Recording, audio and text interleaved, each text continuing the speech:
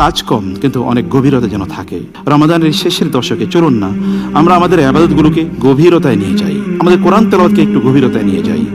রাতে 2 রাকাত সালাতে আদায় করুন কিন্তু অনেক লম্বা সময় জুড়ে, আল্লাহর সাথে সংযোগ তৈরি করে। কোরআন তেলাওয়াত করুন খুব কম কিন্তু অনেক অনেক বেশি গভীরতা নিয়ে কোরআন তেলাওয়াত করুন, যেন আপনি ফিল করছেন আল্লাহ তাআলা আপনার সাথে কথা বলছেন।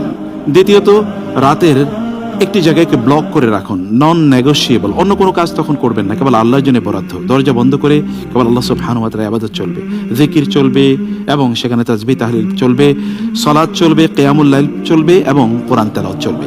আর তৃতীয়ত হচ্ছে আল্লাহ সুবহানাহু ওয়া তাআলার কাছে শেষের দশকের রাতগুলোতে দোয়া করুন বেশি বেশি। বলুন রাসূলুল্লাহ সাল্লাল্লাহু আলাইহি ওয়াসাল্লাম যেমনিভাবে বলতেন, আল্লাহুম্মা ইন্নাকা আফুউন তুহিব্বুল আফওয়া ফাআফু আন্নি।